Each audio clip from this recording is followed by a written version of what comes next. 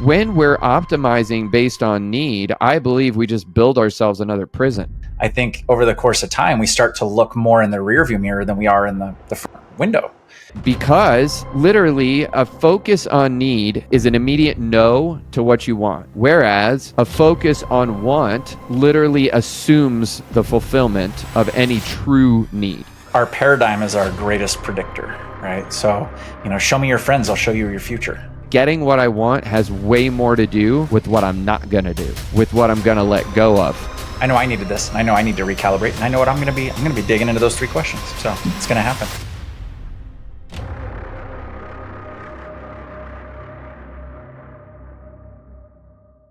Welcome back to the Coaching Equation Podcast. I'm your host, Ryan Lang, CEO and co-founder of Empire Partners, alongside my co-founder and co-host, Brooke Bishop. What's up, man? Buenos dias. Well, welcome back. Welcome back to Brooke and to everybody listening. We took a little hiatus. Look, we need a break too. Okay, we're humans. Summertime. It's summer. Let's just play summer. We're not robots, goddammit. We're humans. All right, treat us that way. Really? No, I'm kidding. I mean, we are. But so I was really excited to do this podcast because I had some time to reflect. As we're recording this, we're just on the other side of the 4th of July holiday. And I had a little bit of time to reflect on the concept of freedom.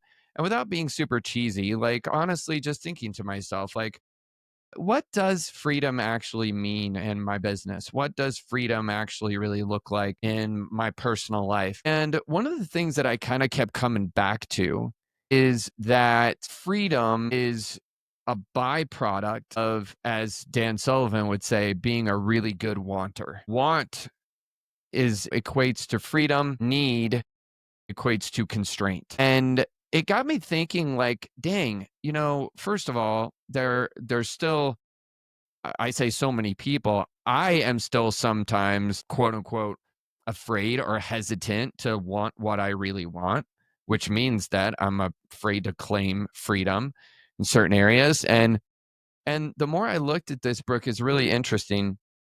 The more I kind of, unpack this concept, I was looking at different areas of my life and my business and stuff like that, and realizing that while I am a really powerful creator, there are some areas where I'm still not optimizing based on want.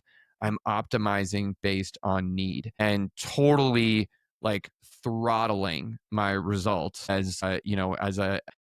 wanted to kind of talk this out with you today because I felt like it was a really powerful concept and something that, we've been talking a lot this year about, like, what are you optimizing for? What's the thing that's driving the actions, the behaviors, the decisions that you're making? And if it's based on need, you're going to get one set of outcomes. If it's based on want, you're going to get another set of outcomes. I love this topic, and I love that you've been contemplating these pieces. I think it's interesting, man, because like when we're kids, we're predominantly looking out the front window of our vehicle of life, right? So the younger we are, the bigger the vision is, because we don't have any references in the rearview mirror at this point. So as we live and we take turns and we hit speed bumps and we have flat tires, or maybe some of us get in car accidents, I think over the course of time, we start to look more in the rearview mirror than we are in the window. Yep. And I think it really jades what it is that we go after and what we create. And, just as it relates to it, it's like whatever our paradigm of realistic or possible is, Mm-hmm. then you start to stack, what do we believe we're worthy of? Yeah. Or, I love your concept too of like optimizing what is. It's like, if we're optimizing for what is, we're just trying to make what we currently, like whatever our current experience is, slightly better. Yeah. And for some, that might be okay. But personally, I feel like it's freaking limiting compared to what our capacities are and the impact we can have and the people we could reach. For reference, a very polarizing character. Oh, this is going to set fire to anyone who's listening to this episode. You look at somebody like Elon Musk. See, people are already swerving off the road right now. But if you forget about his political perspective or any of those things, but you can't take away from the fact that this dude he's playing in a different realm of paradigms. Like in terms of what he's trying to do with the business stuff, or whether it's housing, or whether it's getting to Mars, or making internet available for everyone around the globe. Like there's just such a big thinker that's inside of his head. It's like, when was the last time we dreamed that way? When was the last time we played that way? Percent. What traumas have, or what speed bumps have we run over again and again and again? We've let ourselves believe that we're not worthy or we're not capable of doing something crazy. Yeah. So that's so true. And I think that also it speaks to kind of when you talk about somebody like Elon, he's a polarizing example of what of what a powerful entrepreneur looks like. And I think it's one of the things that, especially as we have this conversation in the context of a lot of people who walk into the coaching industry, we've talked about the fact that the biggest shift you're going to have to make is going from practitioner to transformational leader. Well, part of becoming a transformational leader is optimizing for things that go beyond the traditional employee mindset. And that really is entrepreneurship in a nutshell, right? It's one of those reasons why so many people look at people like us and go, no, no, no, you can't do that. No, you can't wait. No, you can't play it that way, you know. No, life doesn't work that way, right? And we even hear it, to your point, we have so much of this stuff embedded, depending on how we were brought up or what we were brought to believe. I look at something, a very powerful example of that. We can all think of limitations. We all have something limiting that we were given, something at some point by someone early on that we, clung to or still cling to. And a lot of times it's around things like money, or opportunity or the way the world works and stuff like that. But I feel like you don't hear as often about the examples of people who received something that was more powerful or opened up doors instead of closing them when they were younger. One of my favorites, by the way, not to go on a total tangent about this, but Sarah Blakely, for those of you that don't She's know awesome. Sarah, yeah, she's amazing. She is the founder of Spanx, married to another amazing human, Jesse Itzler. Sarah tells this story often about how when she was a kid, her dad used to ask her like every night, like, how did you fail? And if she didn't have a good answer, and more importantly, I believe if I'm not mistaken, it's been a little bit since I've heard her tell the story, but if memory serves me correctly, it wasn't just have a good answer, but it was like, if you didn't fail enough times that day, that was the thing that got you in the doghouse. Now, you condition that in a human, and now all of a sudden, if optimizing for failure is what we're doing, holy shit, literally everything becomes possible because I'm just going to go screw it up a bazillion times Go try until it whatever. works. Yeah. No, I love that. Yeah, it's funny. The first time I heard her share that story too was awesome. And then, yeah, if anybody hasn't seen Jesse Itzler, holy crap, he is a character of a human being. He's awesome. But yeah, dude, there's so much magic in the concept of just playing big, failing big, learning from it, and continuing to move. I think so many times, especially again, the more we age, we get caught in this whole rut of timelines and how much time we have or how much time things will take. Or we also, I think, buy into this other thing, just since you mentioned employee mindset. There's this whole belief of, if I'm going to be an entrepreneur, I want to work employee hours. And it's like, good luck with that, right? Or I want to be an entrepreneur because, to use your word, right, you wanted freedom. I don't know about the mass majority of people out there, but when you get into business on your own, you have way less freedom than you do when you're a employee for a company. Yep. It's true, and what's interesting about that is that you talk about the concept of time, and those two things, kind of meet each other in the middle and have a fight, where it's like I think I'm gonna get this life of freedom, and yet I have this like very linear concept of time and how long this is supposed to take. Those things, by the way, never match up ever. I don't know that I've ever talked to any entrepreneur or business owner who's like, yeah, well, I figured I'd jump into this and, after 6 months I'd be good. And they're like, yeah, and I was. Never, Never. ever.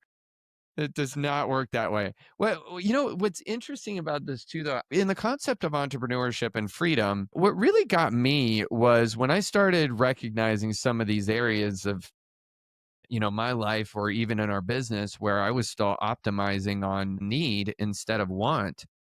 I got into, I wanted to become an entrepreneur. I became an entrepreneur specifically because I hated conformity.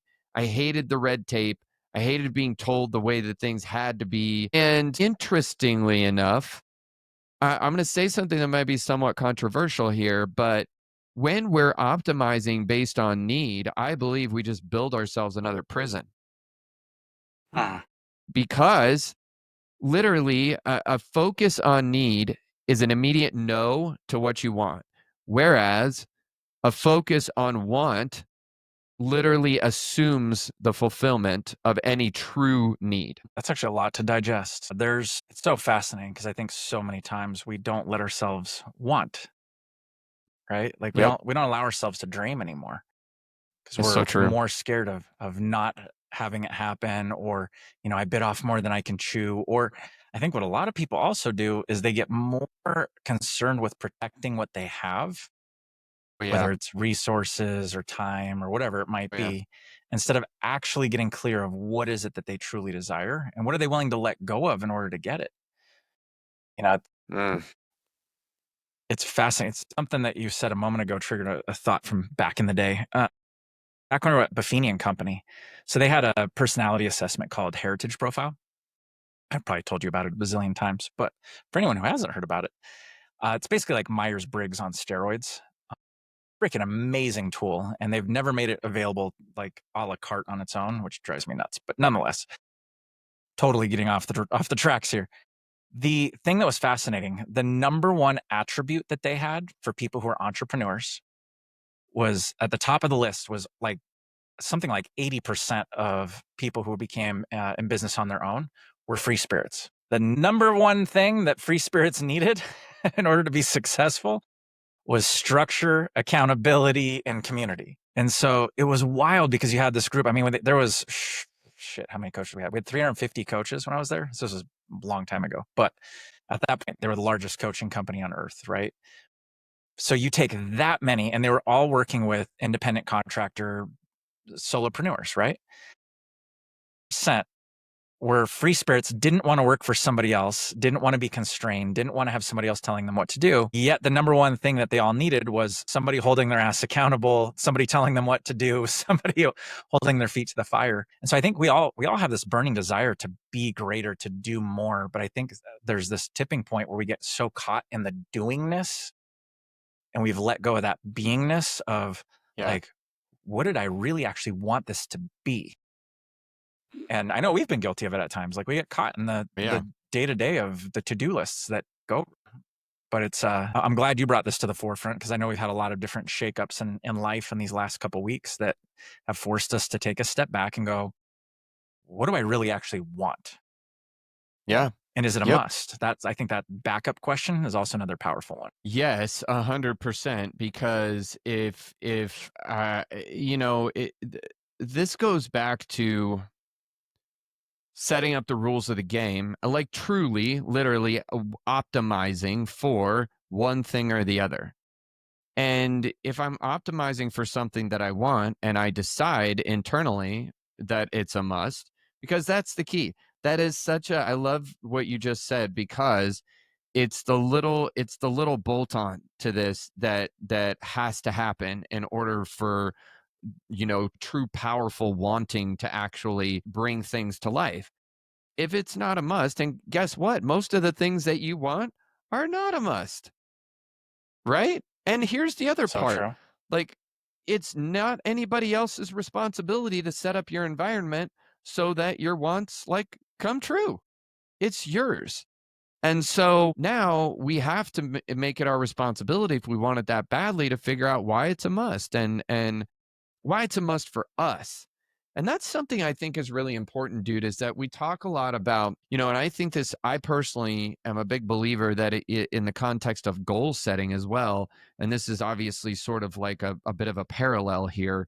But when we are trying to optimize based on external, goal setting is far less powerful than when we're working from an intrinsic place. And I think that coming from that intrinsic place, as we're talking about what we want, I mean, if we literally just said, man, you know what? I just want I just want a BMW X5M with, brown leather interior, and I want it brand new. I literally want to order it from the factory with the sunroof and the exact rims that I want. And I want that because it's just what I want. And I don't feel guilty about it. Now it's intrinsic. And here's the other thing that I believe. And I'm going to say this, some people right now are like, wow, like I couldn't really want that. Like I'd feel guilty. I'd feel like I'm doing something wrong.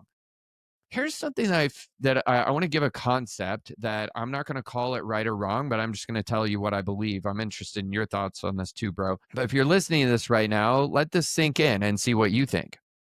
I believe wholeheartedly that if God the universe puts a true desire in our heart, I believe that the things that we're able to have in that people create out of beauty and love and insight and brilliance in the world, no matter how expensive or extravagant they are, or we perceive them to be, I believe that they were made for us to actually go enjoy.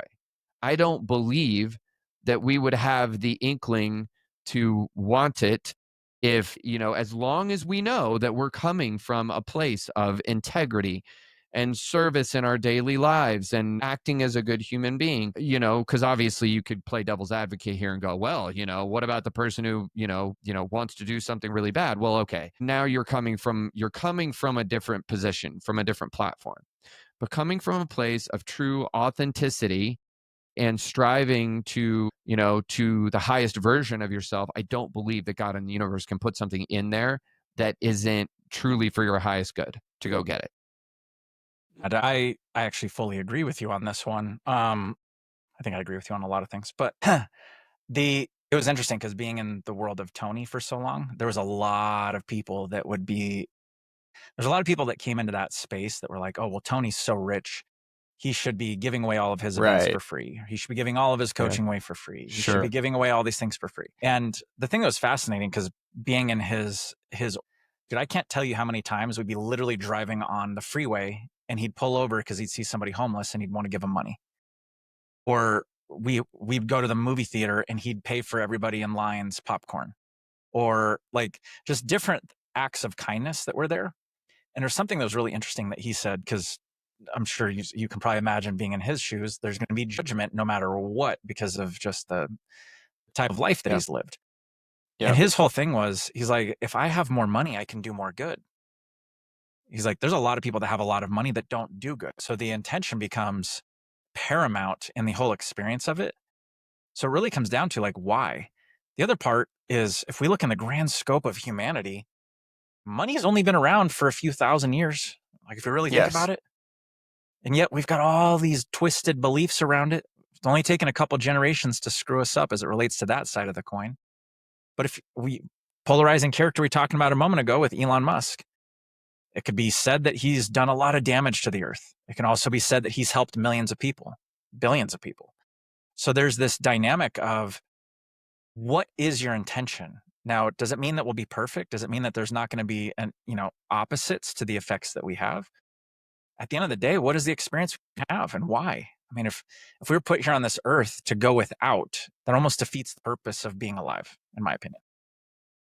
I totally agree. And I would also say this, I would take this one step further. I love your comment around money and kind of how it can get misconstrued. I would actually argue that when we talk about money, I believe that conversation is much more rooted in need. When we talk about wealth, I believe that conversation is much more rooted in want, you know? Love that. And and I think that it can be very easy. Again, it's conditioning, around, if we were taught certain things about money, that's what we're gonna, that's what we're likely gonna talk about.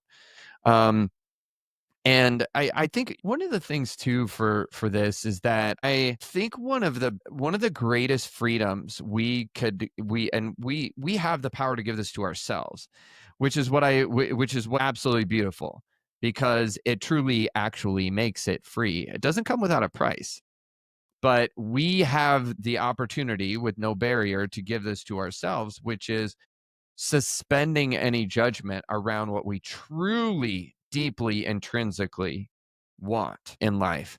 And that's where I feel like it can get really easy to get into a spot like you were kind of talking about earlier, where even when you're out playing this game of entrepreneurship and you've been doing it for a while and you're out there, even in a space like we are, and most of you listening, in a space of personal development and going out and trying to work on yourself and doing all of these things consistently, it's still easy to let old programming or to have certain things that maybe you're not truly doing or getting what you really really want, and you're settling for what you need at the end of the day. I think too that there is I'm obsessed with identity, and I think this is definitely a big identity piece. I like to use the analogy of our words and our thoughts, you know, kind of being the hammer, and the identity is the nail. And we're just, every time we say that saying or we think that thought and we don't check ourselves, we're just hammering that nail further into the wood until it becomes a piece of it. Well, in this case, what's really interesting is that there is a massive cost for apologizing for what you want. Because every time you do it, you tell yourself that you're wrong, and every time that you decide that you want something else, you will self-sabotage.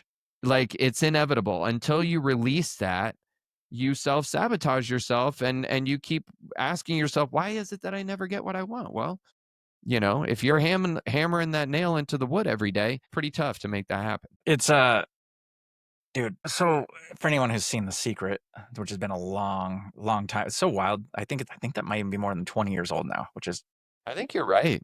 Yeah, mind it's been a hot bending. minute.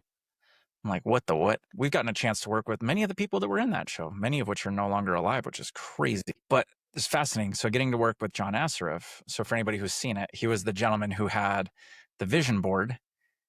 And then fast forward in time, he was cleaning out his attic, and his son had come up, and so John started crying because he was looking at his vision board from years before, and he hadn't even realized he was living in the house that was on his vision board, and he never even connected the dots. And his son was like, "Why are you crying?" And he like showed him the vision board, and then he realized like all the things that were on that board he had accomplished. And it was crazy because fast forward in time, got to work with John, and there's this incredible piece, and this is both from John as well as from Tony's world. For a lot of people who struggle to dream and to play big and really think of what it is that they want, and this might be a masculine approach for it, but I've just seen so many times that it helps people narrow the scope. But getting really clear of like, what are the categories of life that you want to see improve Mm. in Yeah. yourself, right? Yep. Yep. So like at a high, like bird's eye view, like, oh, is it wealth? Is it business? Is it finances? Is it relationship? Is it your health? Is it like at a big, broad spectrum of things? And then getting clear and this is the tricky piece, without the timeline. It's the Yes. hardest part Yep. because people Yep. go, well, how much work is that going to be and how much time? And we get ourselves bent around the axle because we put this timeline on it. And just when you take away that time constraint, it is crazy what our brain will come up with in terms of experiences we'd like to have, or things we'd like to accomplish, or people we would like to help, or impact we would like to have on this planet. When you take the time card out of it and you go, what is it that I actually really would love to do? Like, let the mind run free. And it's like, as I'm saying this, I'm like, shit, I need to do this again too. do do This is again. why we do this, by the way. I know, seriously. So good. I know what my homework is this week, but there's so much power in not only getting clear on the categories, getting the specificity of the impact and the things you want to do, then getting the visuals and making it real. I saw a picture of my vision board from back when I was 17. Mark had me do that first vision board. It was actually before The Secret had come out. But in doing that, dude, there's so much on that board that I've knocked out over the course of time, like huge things. And I'm just like, Dude, that's freaking crazy. And there's magic in even just revisiting the things, because a lot of times we look in those speed bumps in the rearview mirror. When we hit those big bumps, they tend to stand out in when we're looking at the rearview mirror. It takes up a way bigger space than it should. And we have to condition ourselves to look back and go, oh, yeah, there's some really magical things that we did back there that blew my mind, or things that were way above and beyond whatever I thought was possible in crazy amounts of time that I didn't think was ever going to be realistic. Yep. So it's like, Yep. hell yeah, let's play bigger. Let's go bigger. Let's also call everybody else who's around us to play bigger. I mean, shit, for anybody who's listening, if you're a coach, this is our job. This is why they hire us. That's why they That's pay right. us. Yep. Yep. Yeah, and I think to that point, you talk about some of the stuff in the rearview mirror, and I think that so often when we stop ourselves from wanting, we're doing it because we craft a belief in the moment around what's possible, and oftentimes we do that without going back to your point and collecting the treasure in our past of all the things that we've accomplished that we never thought we were going to accomplish, that we never thought were possible, down to the smallest little thing. There is so much in our past that we can look back on in terms of things that we've accomplished and things that we've done, and places we've gone that we never thought we would. When we bring that forward, it becomes very, very powerful. The other thing is that I'll say is this: just the same way, here's one thing that's beautiful. A lot of us, I did not grow up understanding that what I was given when I was younger was informing who I was at one time. I didn't understand that. There was nobody that explained it to me. I hadn't read a whole bunch of self-development books or anything like that. I didn't get that. I didn't understand that. And as I look backward on that, and when I finally came to really recognize, like, hey, there were all, my state of being is going to be literally who I am today is a perfect symphony of everything that I've been through, person in my life, all the things I've done, all the things that I haven't done, all of the things that have happened around me, all of it.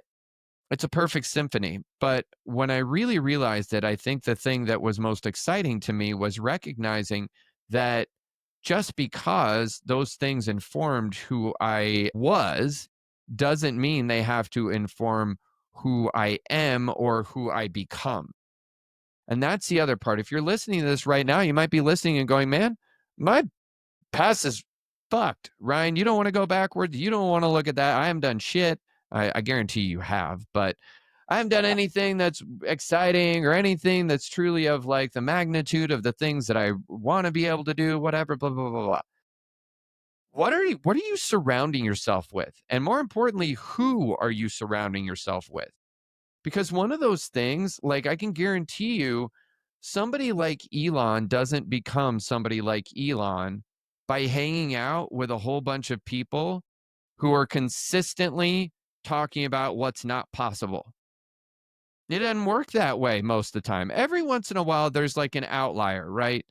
But more often than not, people like that start to get around other people that are thinking big and dreaming big and asking questions instead of making statements, and instead of making themselves the prison, opening themselves up, to all the possibilities.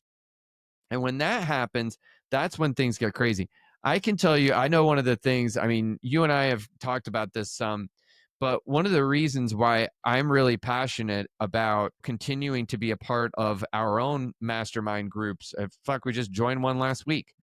But, one of the reasons I'm passionate about this is I want to be around people who are doing things and thinking about things that make me go, oh shit, I am not thinking big enough.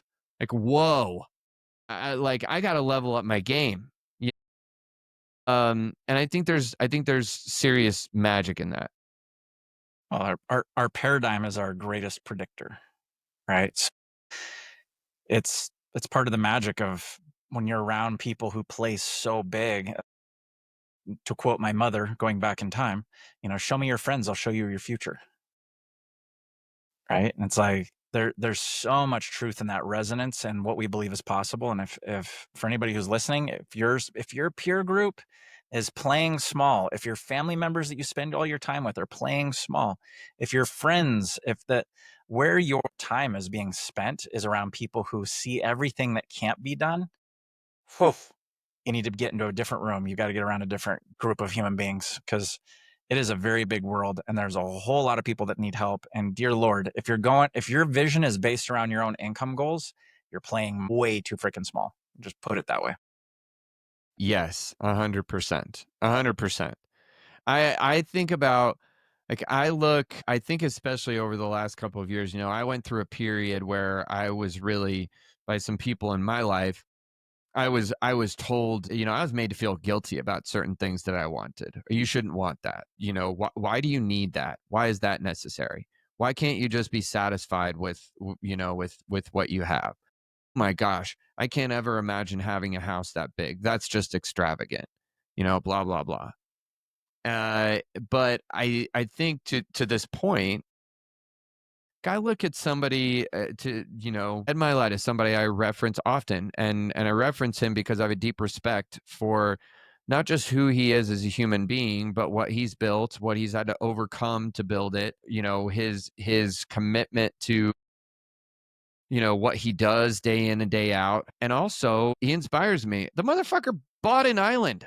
Like, this is where when I catch myself in moments like this, that like this past weekend when I was recognizing a few areas where I'm like, son of a bitch, I got caught just optimizing on need and not want.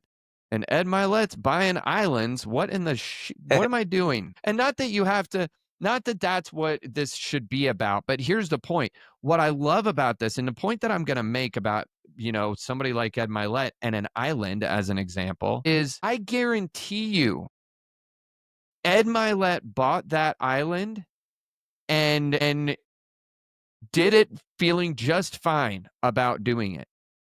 I know that he'll also say, because he says it all the time, I mean, yeah, like, do I need that? No, of course I don't need it.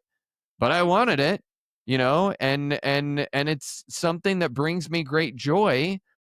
And that's the thing. If somebody like that can do it, here's a question, because I'm asking this of myself. Speaking of homework, I've been working through this and I'm not sure I have an answer to it yet, but I've been asking myself, like, why am I not worthy of that? Because I'm the one who's deciding that.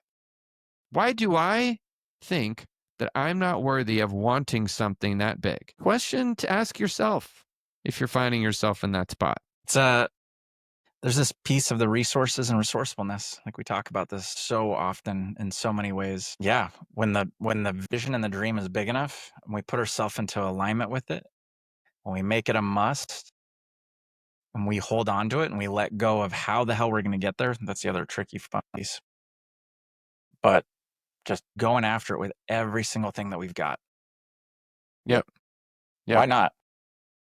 Well, yeah, exactly. Why not? And one of the things I just thought I'd mention about this too is that, because I'd be remiss if I didn't say it. One of the things that probably has been the most uncomfortable finding for me, the more that I have studied this, and it's something I'd say I've studied quite a bit over the last couple of years, especially. Probably one of the more uncomfortable findings for me, to be honest with you, is that I always believed that actually getting, let's just say that we become a good wanter, right? And now it comes down to, okay, I'm wanting, and I've let go of the judgment around that, but now I have to actually go get what I want, right? I always used to believe that getting what I want has more to do with the things I'm going to do, or the things I have to go get, or the things I have to go create. And one of the most uncomfortable finding for me is the recognition that getting what I want has way more to do with what I'm not going to do, with what I'm going to let go of, with what I'm going to say no to, with the people that can no longer be on the bus. When I figured that out, it was like squirming in my seat just talking about it right now. It makes me horribly uncomfortable. I do not like it. Somebody's got a high eye on But their it's true. profile. Right, right. But it's true. And I think that's one of those things is that, we once we get to the point where we actually want to go get what we want now, we really have to look at the idea of like, what do I have to let go of in order to get what I want? And how, where is my floor right now? And how do I have to raise that floor in order to get? Love that. Yeah, dude, it's way scarier of what am I willing to lose in order to gain versus I mean, and again, I think that's why so many just putting ourselves into the frame of this. You go back to your early 20s when you're not married, not don't have kids, don't have a house, don't have all the responsibilities. It's like sky's the limit. I'm taking on the world. As soon as you start putting those chess pieces on the board, it's like, wait a minute, but what if I fail? But what if I this? What if I that? And this goes back to that concept of what am I trying to save versus what am I trying to create? Yep. Yeah. I totally agree with that. I totally agree with that. So, as we're talking this through, I want to encourage you, if you've been listening to this while you're walking or driving or working out or whatever you're doing, I want to encourage you I want to leave you with a couple of questions that I really want to encourage you to think about. I mean, number one, let's just think about this. Be ultra real and raw with yourself. Sit down with a piece of paper and a pen or your phone, whatever you like to do, and jot down, where are the areas of my life where I'm optimizing on need instead of want? Where am I optimizing on need instead of want? And by the way, to put this just slightly differently, different language, but probably language that we, especially in the coaching world, hear a lot. Where am I optimizing for scarcity instead of abundance? Because by the way, that's the difference there. Need, scarcity, I like want, that reframe. abundance. Yep. So Secondly, what do you think would become possible for you in each of these areas when you find the areas where and you're going to find, I guarantee you, at least one where you're optimizing on need right now? What would become possible if you started optimizing on want and stopped apologizing for what you really want? What becomes possible at that point? And lastly, the big nasty question, the one that's going to make you squirm in your seat while you're listening to this, what do you got to let go of to actually get what you want once you allow yourself to have it? I can promise you, if you take some time to answer those questions, you're going to put yourself in a place where you can start pointing your compass directly in the direction of what you want. And it may not happen overnight because look, a lot of this shit is embedded pretty deeply in us. I know that for me, I'm working through this process.